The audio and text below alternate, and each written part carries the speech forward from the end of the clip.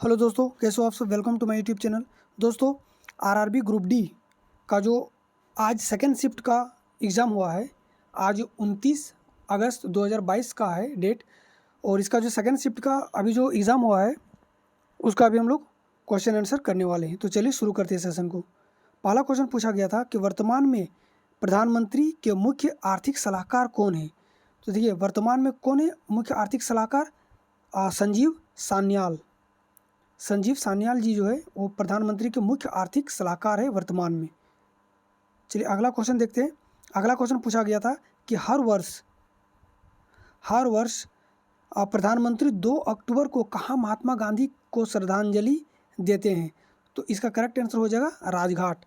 ठीक है, देखिए राजघाट से मतलब महात्मा गांधी से लेकर के और एक जो इम्पोर्टेंट क्वेश्चन जो बन सकता है आने वाले शिफ्ट में कि राष्ट्रपिता महात्मा गांधी की समाधि दिल्ली के राजघाट में है। ठीक है, ये तो यहाँ तक ये तो क्वेश्चन था, लेकिन इसके अलावा भी कि राजघाट के अलावा भी रामपुर में भी महात्मा गांधी का एक समाधि है। ठीक है, 11 फरवरी 1948 को बापू की अस्थियां रामपुर में लाई गई थी। बापू की अस्थियों को कुछ हिस्सा कोसी नदी पे विसर्जन किया गया था और कुछ हिस्से को यहाँ रामपुर में भी दफनाया गया था और यहाँ पे भी महात्मा गांधी जी का एक समाधि है। ठीक है, अगला क्वेश्चन है कि C3H6 किसका केमिकल फॉर्मूला है। तो देखिए ये C3 और ऑप्शन में आपको दे रखा था एल्केन, एल्कीन, एल्काइन। तो इसका जो होगा एल्कीन हो जाएगा, इसका एल्कीन C2H2N इसका हो जाएगा करेक्ट आंसर। ठीक है, अगला क्वेश्चन है कि राष्ट्रपति राज्यसभा में कितने सदस्यों को नॉमिनेट करते हैं। तो राष्ट्रपति राज्यसभा में कितने सदस्यों को नॉमिनेट करता है? तो 12 सदस्यों को राज्यसभा में नॉमिनेट करता है।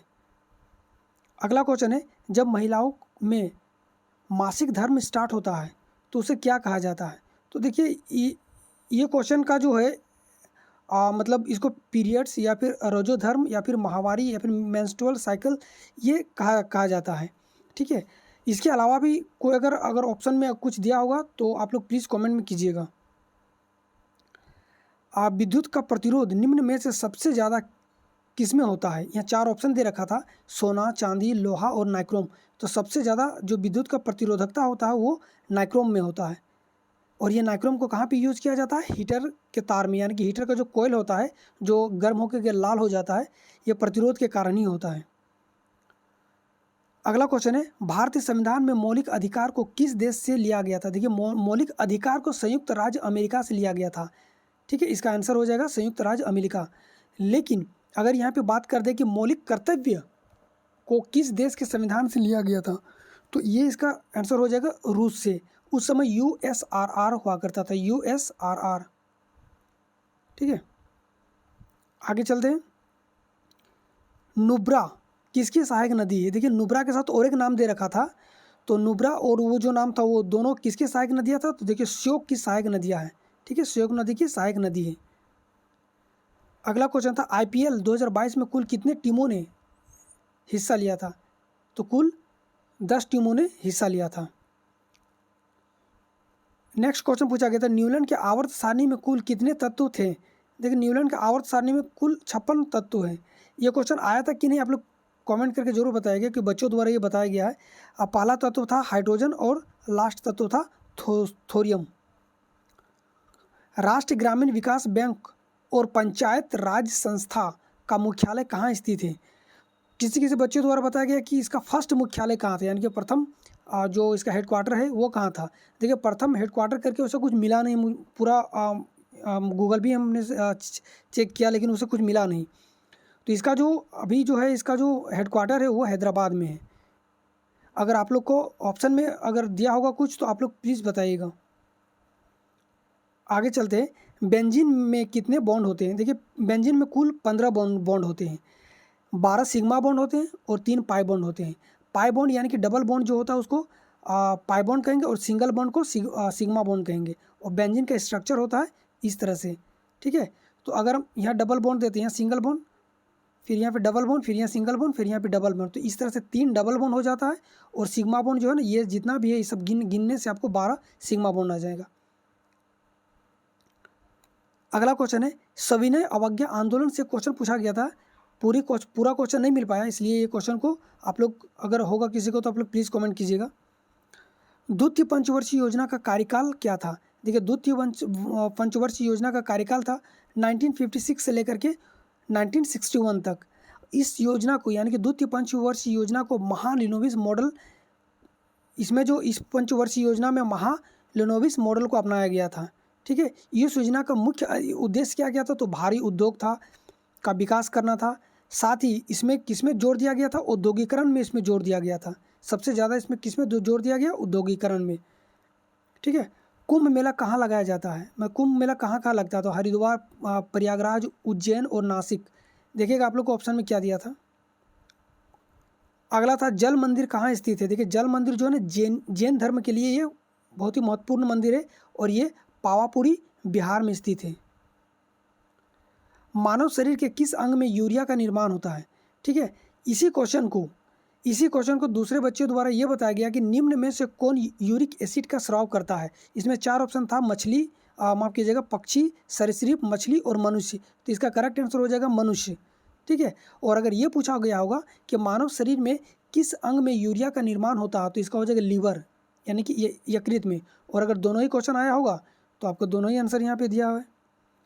नेक्स्ट क्वेश्चन पूछा गया था कि आईपीसी की धारा 124A ये किससे संबंधित है? देखिए भारतीय दंड संहिता की धारा 124A के अनुसार बोले या लिखे गए शब्दों या संकेतों द्वारा या दृश्य प्रस्तुत द्वारा जो कोई भी भारत में विधि द्वारा स्थापित सरकार के प्रति घृणा या अवमान पैदा करेगा या पैदा करने का प्रयत्न करेगा, असंतोष उत्पन्न करेगा या उत्पन्न करने का प्रयत्न करेगा, उसे आजीवन कारावास या 3 वर्ष तक की कैद और जुर्माना अथवा ये सभी दंड दिया जाएगा।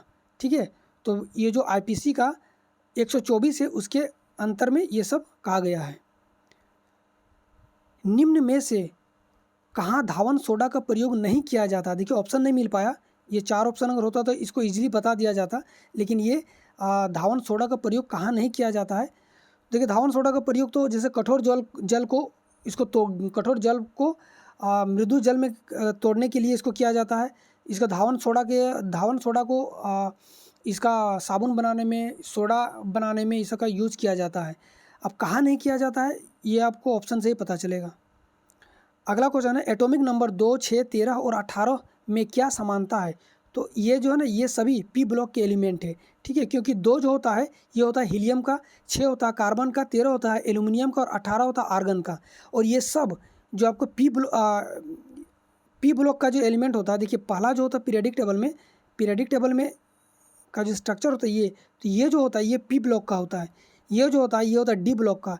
ये जो होता है ये होता है, माफ कीजिएगा, ये होता है एस ब्लॉक का, ये होता है डी ब्लॉक का, ये होता है पी ब्लॉक का। तो यहीं पे आपको ये सब चारों मिल जाएगा इसी ब्लॉक के अंदर, यानी कि यहाँ से यहाँ तक के अंदर। और एक नीचे में इस तरह से रहता है, वो होता है एफ ब्लॉक। यदि किसी वस्तु को अवतल दर्पण के फोकस और ध्रुव के बीच में रखा जाता है, देखिए अवतल दर्पण ये है, ये अवतल दर्पण है। ठीक है, इसके यहाँ ध्रुव हो गया यानी कि यहाँ पे पी हो गया, और इसके फोकस यानी कि यहाँ पे एफ हो गया, यहाँ पे सेंटर ऑफ कर्वेचर होता है। अगर ये दोनों के बीच में रखा गया, अगर ये वस्तु को यहाँ रखा जाता है तो ये बनेगा कहाँ? तो ये सीधा बनेगा, और देखिए ये बहुत बड़ा बनेगा, यानी कि वस्तु से बड़ा बनेगा और सीधा ही बनेगा, उल्टा नहीं बनेगा। जबकि अवतल दर्पण में सारे जितने भी वस्तु इस ओर बनता है सब उल्टा बनता है और रियल बनता है, लेकिन ये इमेजिनरी बनेगा क्योंकि दर्पण के पीछे बन रहा है, तो ये वास्तविक नहीं काल्पनिक बनेगा। ठीक है, और ये कहाँ बनेगा? दर्पण के पीछे बनेगा। इसका करेक्ट आंसर हो जाएगा दर्पण के पीछे। आपको ऑप्शन में भी यही दे रखा था। जड़, पौधे की जड़ ऑक्सीजन कहाँ से प्राप्त करता है?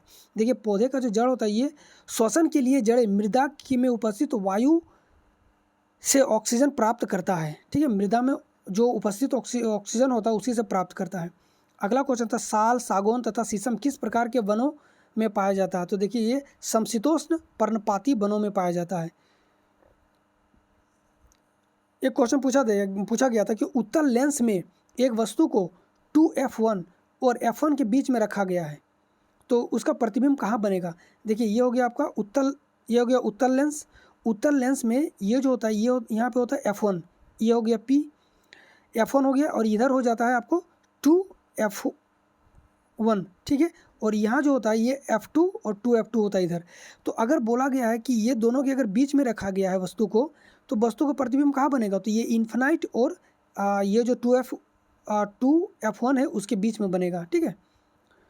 जैसे कि सिंपल जो अवतल दर्पण का होता है प्रतिबिंब बनने का, उसी तरह से होता है उत्तल लेंस में, ठीक है। जैसे कि अगर उत्तल दर्पण की बात करें, ये फोकस हो गया, और ये अवतल दर्पण की बात कर रहे हैं, तो यहाँ सेंटर ऑफ कर्वेचर हो गया। और पूछा गया है कि ये हो गया 2F1, ये हो गया लेंस के केस में, यानी कि उत्तल लेंस के केस में ये 2F1 हो गया, और यहाँ पे होता है F1, ठीक है। अगर इसके बीच में बन रहा है तो वस्तु कहाँ पे बनेगा, तो ये इन्फिनाइट और सेंटर ऑफ कर्वेचर के बीच में, यानी कि 2F1 के बीच में बनेगा। तो यहाँ पे अनंत और 2F1 के बीच में बनेगा, ठीक है गाइस। तो इतना ही क्वेश्चन आज मुझे मिला था। वीडियो कैसा लगा आप लोग ज़रूर बताइएगा। अच्छा लगा तो प्लीज़ चैनल को सब्सक्राइब कर लीजिएगा और वीडियो को लाइक कर दीजिएगा। वीडियो देखने के लिए थैंक यू। तब तक के लिए जय हिंद, जय भारत।